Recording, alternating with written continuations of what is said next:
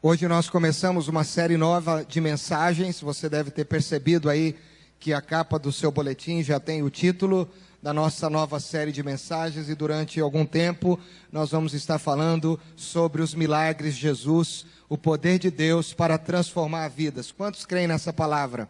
Pode dizer amém? Amém. Os milagres de Jesus.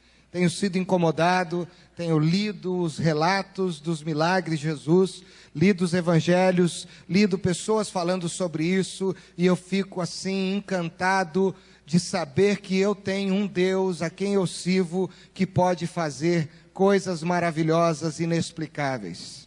Um Deus que excede todo entendimento, um Deus que é poderoso, um Deus diferente, quem sabe até, daquela reportagem que saiu hoje na revista Veja, de um homem se dizendo cristão e falando sobre o poder da fé. E eu não sei se você teve a oportunidade de ler aquela palavra, mas em nenhum momento ele cita que Jesus pode fazer um milagre. Ele cita o convívio com os irmãos, ele cita você ir a uma igreja ouvir uma palavra, ele cita os hábitos que os evangélicos têm de vida, que não muitas vezes atacam a sua saúde, que cuidam bem dos seus relacionamentos, que educam os seus filhos, mas ele esqueceu de falar dos milagres de Jesus.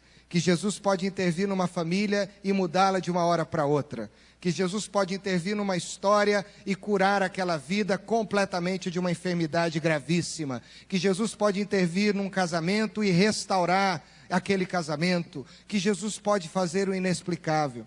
E eu fiquei lendo a reportagem, eu fiquei ansioso de vê-lo, pensando que ele poderia dizer isso, mas infelizmente ele não disse. Mas eu estou dizendo para você que a nossa vida é muito mais do que vir à igreja. A nossa vida é muito mais do que ter um bom relacionamento com pessoas que comungam a mesma fé. Isso pode até produzir um bem-estar social, mas o que de fato muda a nossa vida é o poder sobrenatural de Jesus Cristo sobre nós. Amém, igreja? É o poder da cruz que nos alcança, que nos salva, que nos lava, que nos restaura. E é sobre esse poder que eu quero compartilhar uma palavra com você nessa noite, em nome de Jesus. Abra sua Bíblia no Evangelho de João, capítulo de número 2. Vamos começar falando dos milagres de Jesus, acerca do primeiro milagre que a Bíblia relata de Jesus. João 2.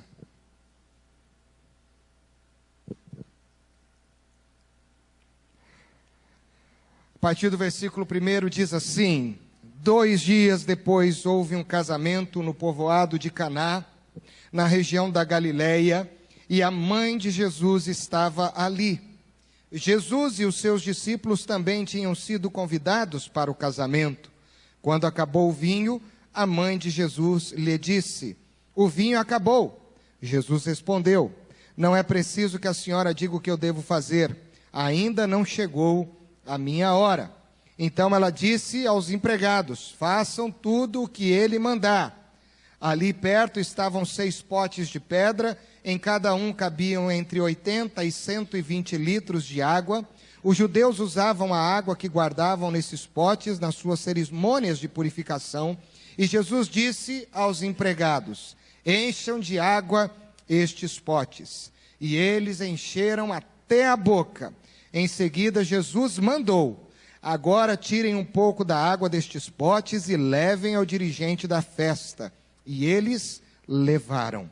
Então, o dirigente da festa provou a água, e a água tinha virado vinho, e ele não sabia de onde tinha vindo aquele vinho, mas os empregados sabiam, por isso ele chamou o noivo e disse: todos costumam servir primeiro o vinho bom, e depois que os convidados já beberam muito, servem o vinho comum. Mas você guardou o melhor vinho até agora. Jesus fez esse seu primeiro milagre em Caná da Galileia.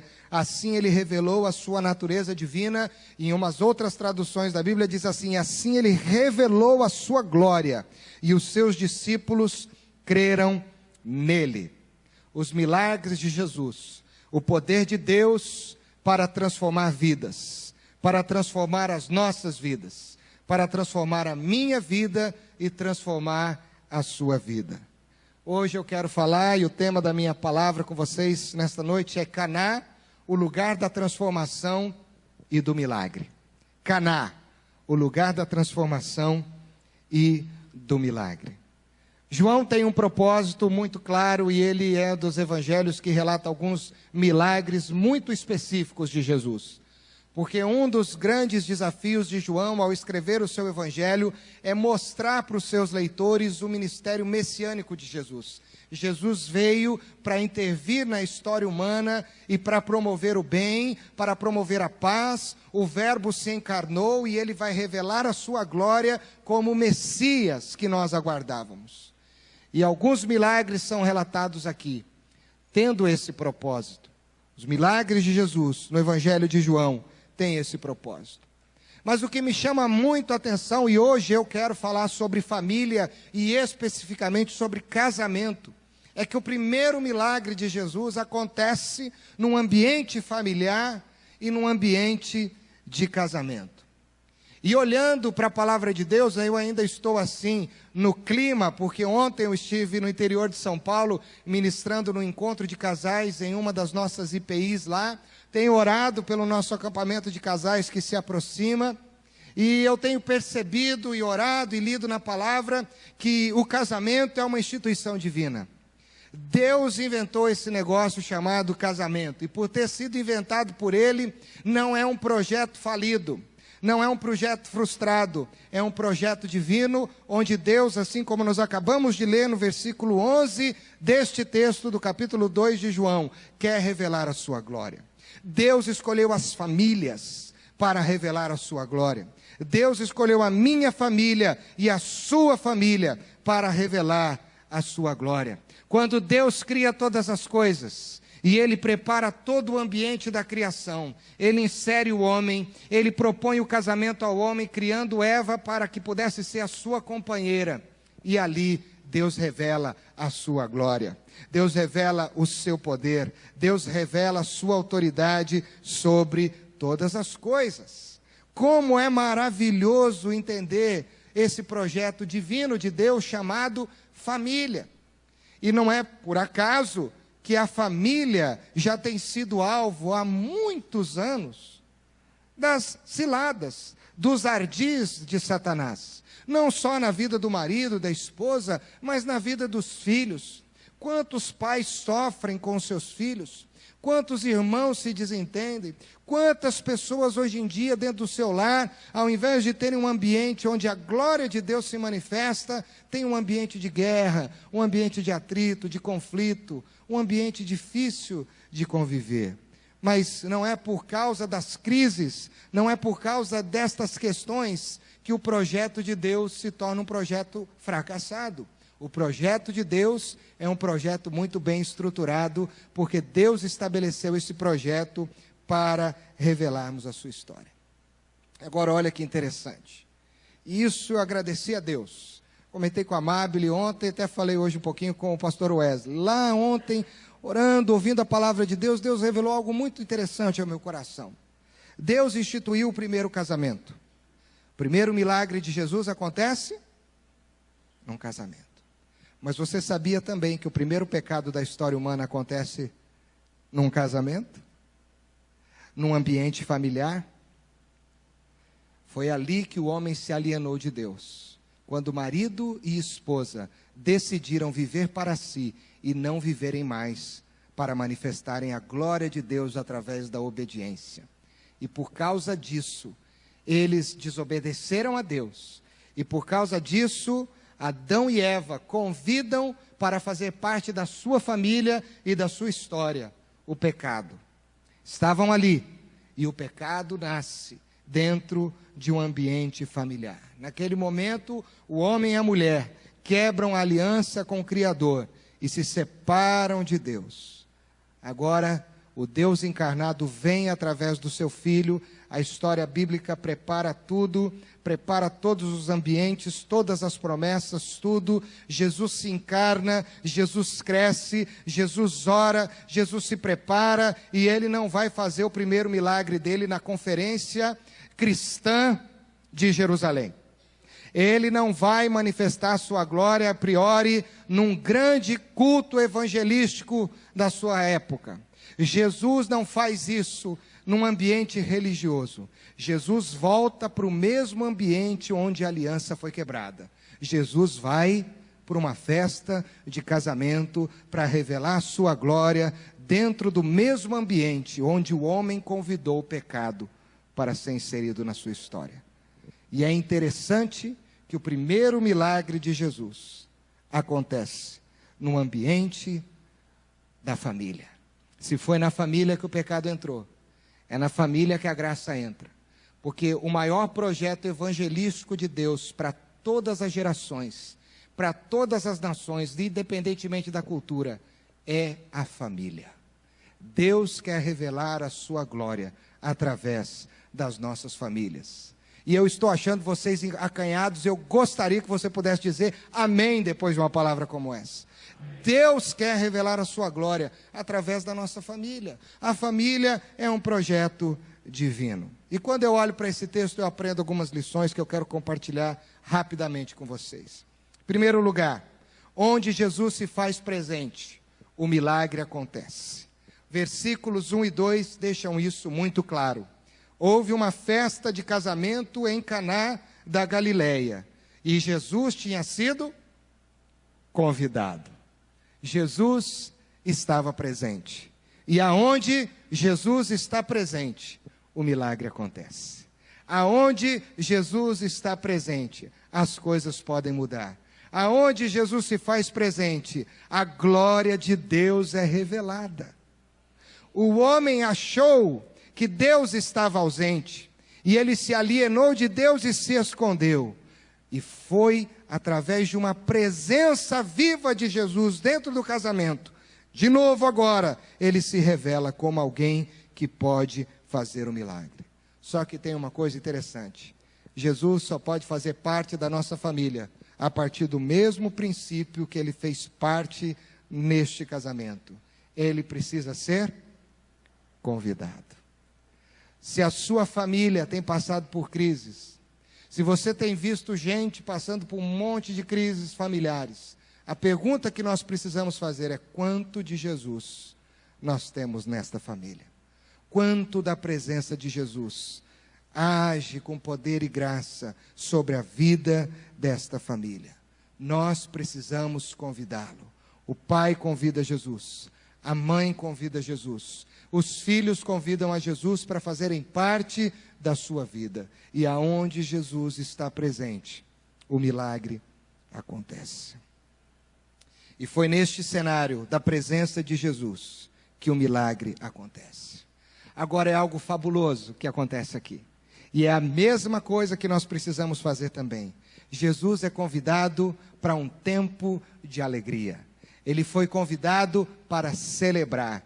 E na celebração, ele faz o milagre. E na celebração, o milagre acontece. E quando o milagre acontece, as pessoas têm mais vontade ainda de celebrar, de agradecer e de se alegrar na presença do Senhor. Queridos, um erro que as famílias cometem. Eles convidam Jesus para fazer parte da sua história. O marido ora mais, fica mais temente a Deus. A esposa muitas vezes mais temente a Deus. Os filhos, quando a gente não tem motivo para se alegrar. Quando a gente passa por problemas. Quando a gente passa por crises. Quando a gente passa por angústias e dores. Mas o desafio que eu aprendo com estes 2 primeiros versículos é que eu preciso convidar Jesus para ser rei, soberano em glória e em graça, para estar na minha família nos momentos alegres e não apenas nos momentos difíceis. Porque quando tudo vai bem, porque quando as coisas estão caminhando de uma maneira boa, a gente acha muitas vezes, por causa da nossa natureza pecaminosa, de que nós não precisamos tanto de Deus. Isso é comprovado. Tantos anos que eu tenho, na igreja eu já vi isso.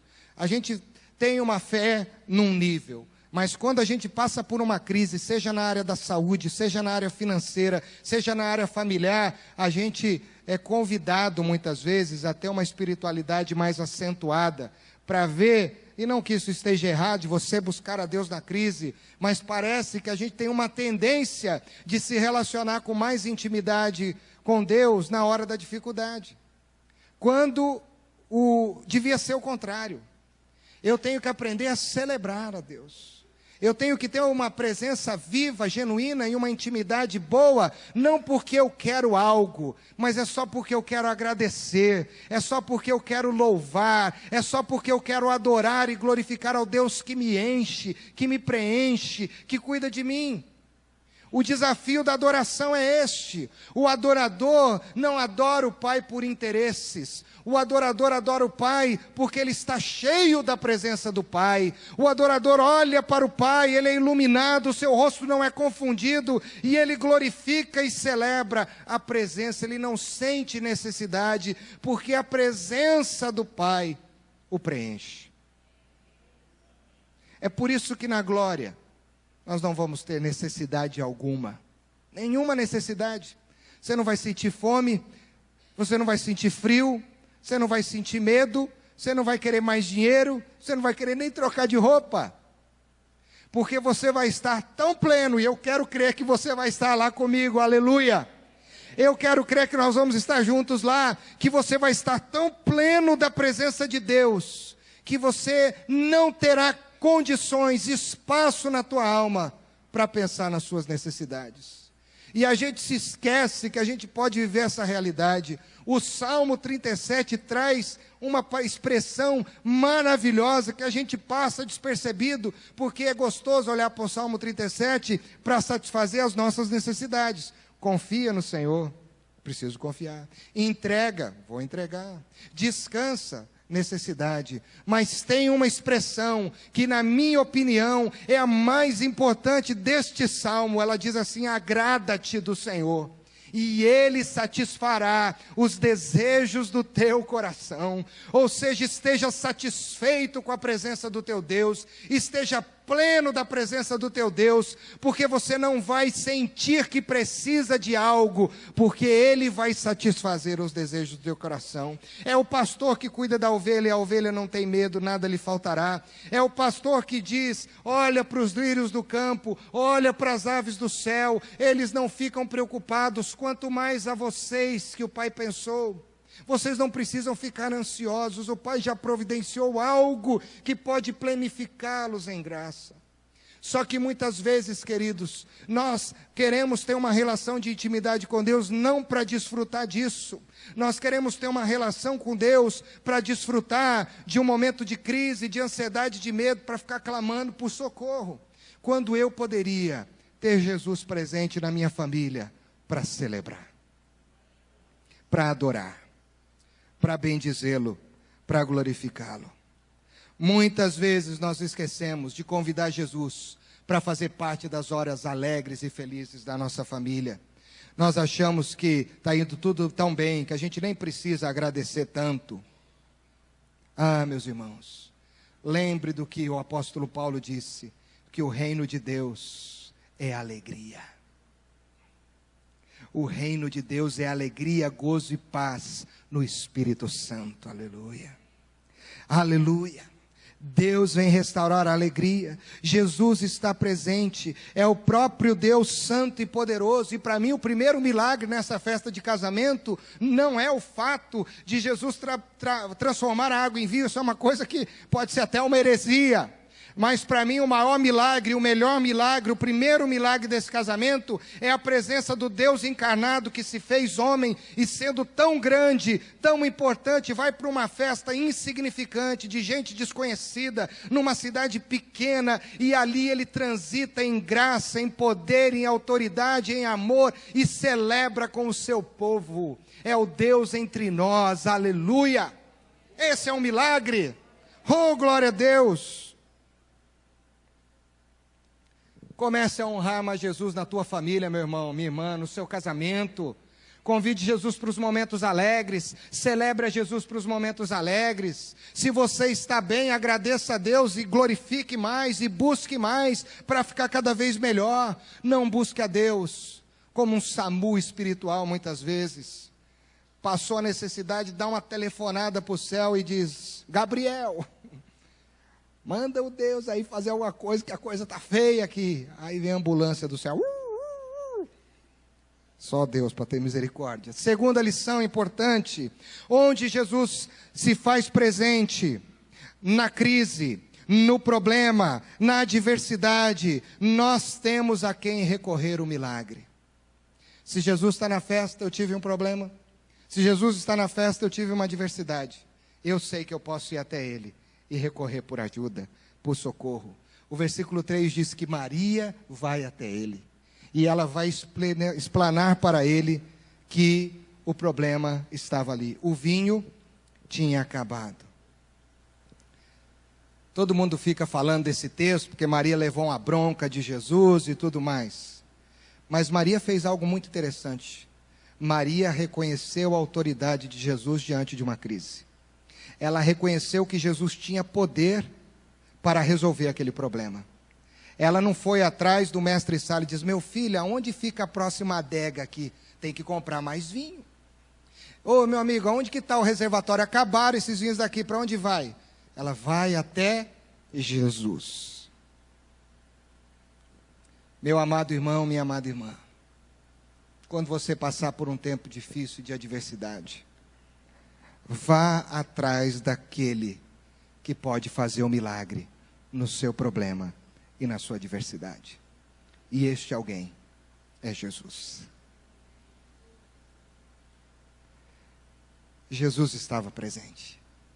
E quando Ele está perto, nós podemos clamar por Ele. Nós podemos chamar por socorro, porque Ele generosamente vai nos atender. Ele é o Deus da graça, Ele é o Deus da restauração, Ele é o Deus da alegria. Quantos de nós, quando passamos por crises, entramos num processo de crise, a gente recorre a tantos recursos, vamos ao mestre Sala, vamos quem sabe aos noivos, aos pais dos noivos, e às vezes quando a coisa torna um princípio, uma coisa mais difícil, a gente vai atrás de Jesus. Esses dias eu disse para uma pessoa algo que é uma coisa que Deus tem falado ao meu coração. Você sabe o que mata um relacionamento? Não são as crises, não são os problemas. As crises e os problemas são necessários para os relacionamentos. Deus, inclusive, Ele nos dá a oportunidade de ficarmos em crise. Se não tem, Ele faz a gente ficar em crise. A crise e o problema são necessários. Terça-feira eu preguei sobre isso. Problema está lá para quê? Para resolver. Eu lembro que quando eu estudava no ginásio, eu tinha um caderninho. Eu contei isso aqui. Eu tinha medo do caderno, porque eu tinha o caderno de operações matemáticas, mas eu tinha um caderninho só de problema. Quem aqui já teve o caderninho só de problema? Vamos ver se só foi eu aqui. Puxa, só eu? Ah, não, mais gente. Já era um problema o caderninho de problema, porque você tinha que copiar o problema. E às vezes era um problemão. E eu ficava com medo de não acertar o problema. E a professora passava a prova de matemática com problema. Eu ficava com frio na espinha, que eu já contei para vocês a minha peripécia na escola, não é? Mas uma das coisas que eu aprendi na escola é que problemas se resolvem. Sabe o que mata os relacionamentos? É o tempo. O tempo que eu fico para não tratar os meus problemas. O tempo que eu fico guardando mágoas, ressentimentos no meu coração. O tempo. Se esse pessoal aqui, o casamento durava 7 dias. Se Maria não tivesse tido essa percepção imediatamente, dali a pouco um convidado já olhava para o outro: mas que festinha brega é essa, hein? Oh, festinha, nem casaram já tão mal, hein? Não tem alegria, o vinho era alegria. Ih, esse pessoal, tudo mão de vaca, tá louco, né? Já ia começar um problema, já ia ter uma celeuma, já ia ter um negócio ali. Mas Maria, quando reconheceu o problema, foi imediatamente. O que mata a nossa espiritualidade não são as crises que a gente enfrenta na vida espiritual. O que mata a nossa espiritualidade é o tempo que a gente convive com elas e não se lança aos pés de uma vez de Jesus, que não toma decisões que precisam ser tomadas rapidamente e imediatamente, e o tempo vai nos sufocando. O que mata é o tempo, irmãos. É o tempo. Quanta gente não está assim? Mas quando Maria reconheceu a necessidade, ela foi até Jesus. Queridos, você está com um problema? Você está com uma dificuldade? Isso aqui não é jargão evangélico e não é nem chavão de pastor. Recorra a Jesus. Ele pode resolver. O pastor não pode, o dinheiro não pode, o médico não pode. Mas Jesus pode. Esse pode. Pode todas as coisas. Ele pode fazer tudo novo, porque Ele é o Deus de milagres. Ele pode.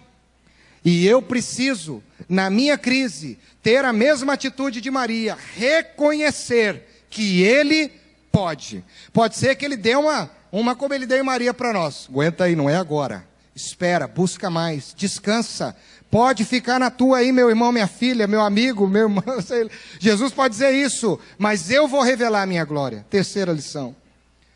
Onde as pessoas obedecem às ordens de Jesus, o milagre acontece. Se numa família, se num casamento, as pessoas se propõem a obedecer o que Jesus manda, o milagre vai acontecer. Porque a obediência, ela é o ambiente onde a graça de Deus se revela grande sobre as nossas vidas. O versículo 6 e 7 diz isso. Quando Maria fala para os empregados, gente, faz o que ele mandar. E ele começou a mandar, vai lá e pega a água daqueles potes lá, 6 potes e tudo mais. E eles, o texto diz, e eles obedeceram. E eles fizeram. Pode olhar no texto. Aonde há obediência, há graça. E aonde a graça se manifesta, o milagre acontece. Queridos, Jesus pode fazer um milagre. O pecado entrou por causa da desobediência de um casal. E o milagre acontece com um ambiente de obediência dentro do casamento. Jesus manda e o pessoal obedece. Agora deixa eu te dizer uma coisa, eu estou terminando. Obediência tem um preço. E é duro obedecer. Na nova tradução da linguagem de hoje, eu gosto bastante porque não aparece a palavra metreta. Talvez a sua Bíblia apareça metreta. E a pessoa disse, o que é isso? Meu Deus, metreta, o que será? E a nova linguagem de hoje diz que era cerca de 80 e 120 litros. Mas saindo um pouquinho daqui, eu fiz a conta. Uma metreta tinha cerca de 38,25 litros. Portanto, 3 metretas, 114 litros, 115 litros. Você sabe quantos litros de água se transformaram em vinho naquele dia? Quase 700 litros. Para carregar isso, minha gente. Não foi fácil. Se eles fossem comprar esse vinho melhor, quanto custaria hoje? 700 litros de um vinho top aí na nossa época. Foi isso que Jesus fez. Obediência tem um preço. Obediência tem um preço. Aqueles homens precisaram ter algumas atitudes. Aqueles homens precisaram ser humildes. Eles precisaram ter iniciativas. Eles precisaram se esforçar. Eles precisaram crer. Eles precisaram ter paciência e determinação. E esse é o preço da obediência. Eles não simplesmente foram lá e fizeram o que Jesus mandou. Eles se submeteram. Eles acreditaram que alguma coisa extraordinária estava para acontecer. Ah, meus queridos, nós precisamos aprender que as nossas crises não começam dos nossos atritos entre um e outro. As nossas crises começam no nosso atrito com o nosso mestre, na nossa desobediência a Ele. Quem não sabe obedecer a Deus, não sabe respeitar o próximo. Quem não sabe temer a Deus, não sabe respeitar o próximo. Quem não sabe amar a Deus, não vai conseguir amar o próximo. Isso é muito sério. Precisamos dessas mesmas atitudes. Será que Jesus não tem nos dado ordens? Marido, você está aqui, irmão, irmã. Pare de fazer isso. Faça isso. Haja dessa forma. Diga isso. Se submeta a isso. Será que nós temos obedecido? E muitas vezes, por desobedecer e a coisa não acontecer, jogamos a responsabilidade para o outro. O que o Adãozinho fez? Com todo respeito ao Adão. Quando Deus chegou, o que ele fez? Ô Senhor, é o seguinte, foi ela. A culpa é dela, foi a mulher que o Senhor... Aliás, a culpa é tua, né? Porque foi a mulher que o Senhor me deu. E para encerrar, queridos, aonde Jesus se faz presente, aquilo que acaba pode ser restaurado. E não é só uma restauração simples. O novo de Jesus é infinitamente melhor. Jesus restaurou o novo, numa proporção que ninguém poderia imaginar. A conclusão do mestre de cerimônia foi: você segurou aqui o melhor vinho até agora. Por quê? Porque o melhor de Deus sempre poderá acontecer na nossa vida. O novo de Deus, numa proporção infinita, sempre poderá ser revelado na nossa vida. Irmãos, eu tenho crido nessa palavra, mais do que nunca, de que o meu Jesus pode restaurar aquilo que acaba. Ele pode fazer novo. A Bíblia diz que o morto levantou. Você acredita nessa palavra ou não? Eu acredito. A Bíblia diz que a estéril se tornou mãe. Você acredita nesta palavra ou não? Eu acredito. A Bíblia diz que da rocha saiu água. Você acredita? Eu acredito. Jesus chama a existência o que não existe. E o que ele traz é muito melhor, porque vem das mãos dele. Jesus é o especialista em restauração. Restauração de família, restauração de casamento, restauração de dependência química. Jesus é o especialista. É Ele quem restaura. É Ele quem restaura. Eu fico olhando para algumas histórias, poderia contá-las, a gente hoje não tem tempo para isso, de pessoas que passaram por crises terríveis, dificílimas, mas que tomaram a decisão de seguir esses passos e hoje vivem o vinho novo. O vinho novo não acabou até hoje, porque o que Deus dá não acaba. Sabe por quê? Porque o que Deus dá, Ele renova. Se já é novo, fica novo de novo. Você não compra um carro zero, saiu da concessionária e deixou de ser zero, não é isso? O pessoal fala que desvaloriza. Não. Jesus te deu o vinho novo, amanhã ele é novo de novo, porque ele está renovado. Depois de amanhã, é novo de novo, porque o meu Deus é um Deus que é um Deus que renova todas as coisas, todos os dias. Meus irmãos, a cruz é o maior símbolo de que qualquer arbitrariedade, contrariedade sobre a nossa vida pode ser vencida. Estávamos presos, estávamos destinados ao inferno, e Cristo veio por intermédio da cruz, e Ele calou a boca do diabo, e Ele pagou o preço pela minha e pela sua vida e pela vida de qualquer pessoa neste mundo. E isto nem ninguém e nem nada poderá fazer. E é por isso que eu quero concluir esta mensagem, lembrando de um texto que fala muito ao meu coração.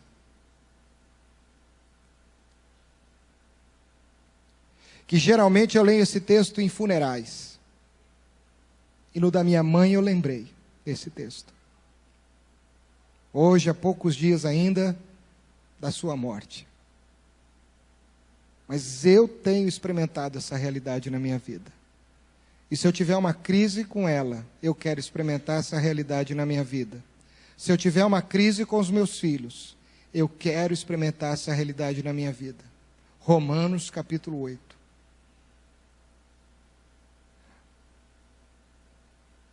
Que não é a morte, que não é a vida, que não são coisas do presente, que não são coisas do porvir, que não são poderes, nem altura, nem profundidade, e que não é qualquer criatura que pode me separar do amor de Deus, que está em Cristo Jesus. Nada pode mais do que o amor de Deus. O amor de Deus. E o amor de Deus não é o sentimento.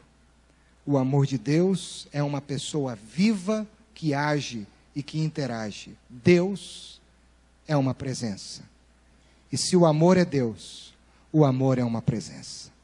E aonde Jesus está, o milagre acontece. Pai, muito obrigado pela tua palavra. Muito obrigado, Senhor. Muito obrigado. Muito obrigado, Senhor.